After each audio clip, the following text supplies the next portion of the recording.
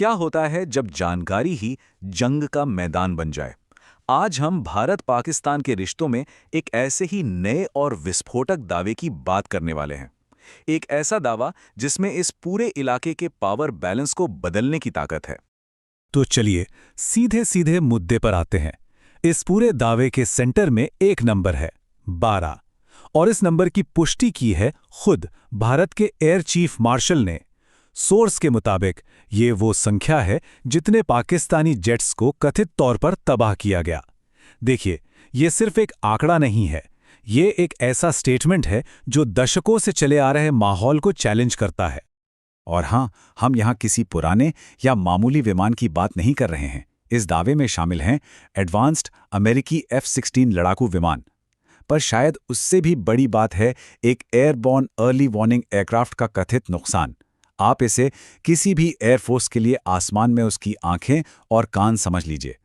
ऐसे किसी एयरक्राफ्ट को खोना एक बहुत बहुत बड़ा स्ट्रेटेजिक झटका होता है। तो चलिए इस बड़े दावे को थोड़ा और गहराई से समझते हैं। ये सिर्फ हवा में हुई किसी झड़प की कहानी नहीं है, मामला उससे कहीं ज्यादा गहरा है। ये दावा असल में बहुत बड़ा है।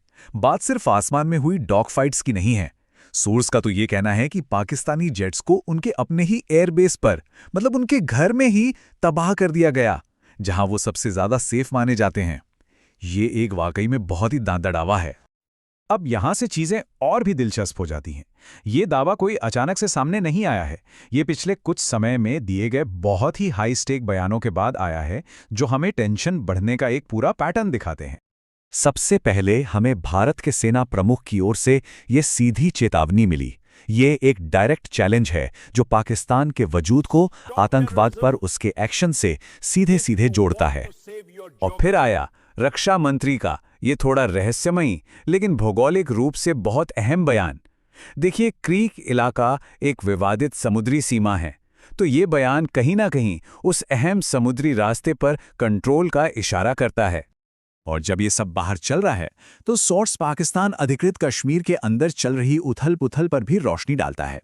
वहां विरोध प्रदर्शन और अधिकारियों द्वारा लगाए गए कम्युनिकेशन ब्लैकआउट की खबरें हैं। मतलब एक तरफ बाहरी दबाव और दूसरी तरफ अंदरूनी अस्थिरता। ये एक बहुत पावरफुल कॉम्बिनेशन है। इससे एक बहुत अहम सवाल खड़ा होता है, अगर ये सब ऑपरेशन सिंदूर के दौरान हुआ तो इस जानकारी को अब जाकर क्यों कंफर्म किया जा रहा है? इतनी देर क्यों? सोर्स यहाँ एक बड़े स्ट्रैटेजिक बदलाव की ओर इशारा कर रहा है। कहा जा रहा है कि शुरुआत में चुप्पी इसलिए थी ताकि अमेरिका और उसके डिफेंस कॉन्ट्रैक्टर्स के साथ रिश्तों को संभाला जा सके।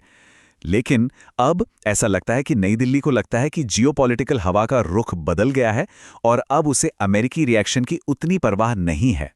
और यही है इस मामले की जियोपॉलिटिकल सेंसिटिविटी।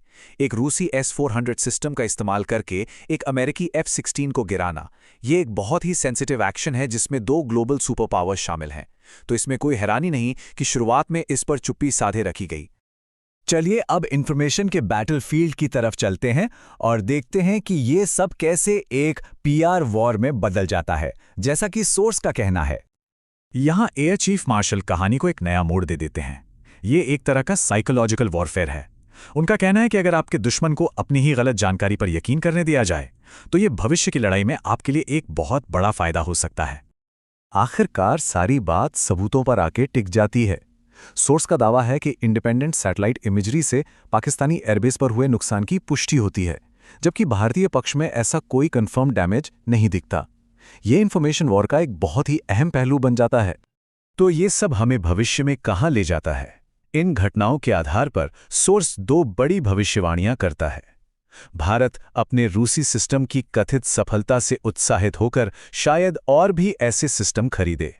वहीं दूसरी तरफ अमेरिका अपने सहयोगी पाकिस्तान को उसके नुकसान की भरपाई के लिए नए लड़ाकू विमानों की सप्लाई करके शायद बैलेंस बनाने की कोशिश कर सकता है।